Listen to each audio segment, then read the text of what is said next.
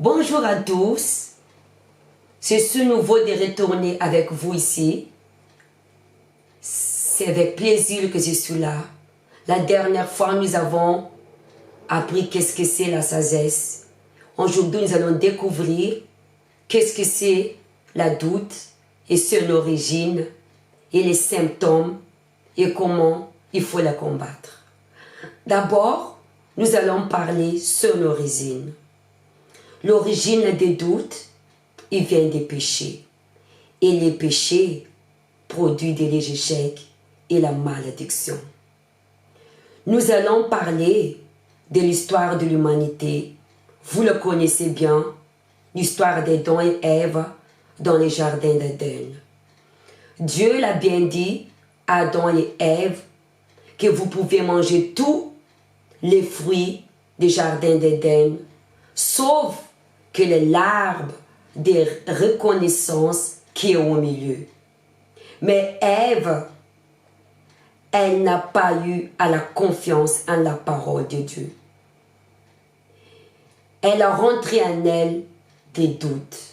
Et cette doute a produit les désirs parce qu'elle a convoité les fruits des jardins qui étaient au milieu. Et elle était tombée dans les péchés. Et quand elle a désobéi Dieu, la malédiction est rentrée. Parce que Dieu l'a bien dit, comme tu l'as fait ainsi, tu affronteras et tu souffriras. Et ici, il a parlé aussi à Adam, que c'est dans les suaires de tes fronts que tu vas vivre. Et jusqu'aujourd'hui, l'humanité souffre de cet esprit de doute parce que ça a engendré la malédiction. Voilà l'origine des doutes qui détruit beaucoup la vie des gens aujourd'hui à cause du passé. Qu'est-ce que c'est les doutes? Les doutes, c'est la racine du passé. La personne, quand elle a eu les échecs dans sa vie sentimentale, qu'à chaque fois qu'elle va recommencer de nouveau avec une nouvelle rencontre, le passé, il attrape toujours. Nous ne pouvons jamais changer ce qui est du passé, mais nous pouvons changer le passé du présent. La doute, c'est un esprit d'infériorité, un esprit de timidité, un esprit de manque de confiance en soi, un esprit de la malice, de complexe, de timidité, un esprit de la jalousie parce que la personne ne se valorise pas. Elle ne fait pas confiance en elle. Elle se compare aux autres. Un esprit de la curiosité. Elle est curieuse dans tout. Elle se mêle là où elle ne doit pas s'en mêler. Elle cherche des problèmes. C'est un esprit de provocatrice. Le doute, il vient aussi des manques, des pratiques, de la foi. Voilà la définition de la doute. Et les symptômes de la doute, la personne, elle a un esprit de découragement. Elle a un esprit de lourdeur. Elle a un esprit de fatigue. Elle a un esprit d'abattu. Et cet esprit abattu engendre en elle les détresses, un esprit de dépression. Elle s'isole tout le monde. Elle se déprime. Et ça engendre un esprit de suicide. Elle a un esprit de faiblesse. Elle a un esprit de murmure.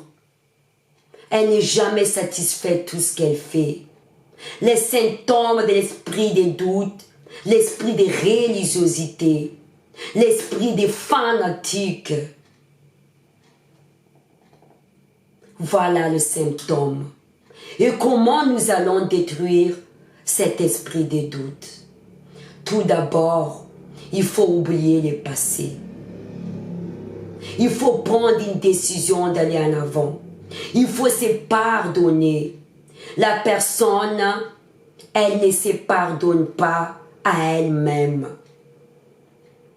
Elle ne fait pas confiance en elle. Comment je vais surmonter cela? Avoir un esprit de courage, audace et la détermination. Comment je la combattre, esprit de doute? Il ne faut pas marcher avec des personnes négatives. Il faut marcher avec des personnes positives. Il faut valoriser la parole de Dieu.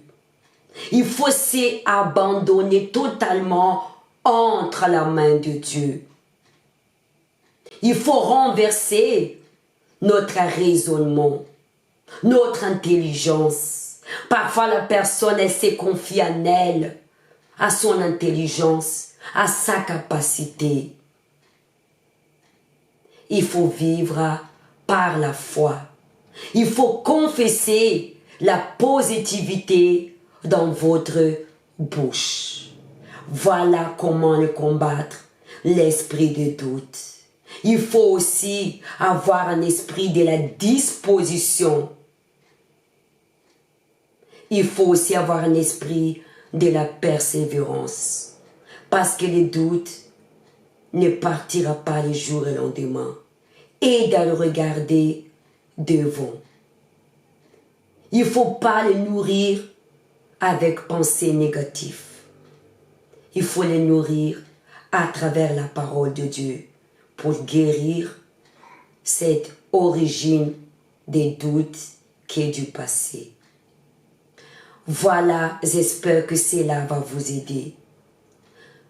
Je vous souhaite un début de l'après-midi et nous allons découvrir d'autres mots à la prochaine fois.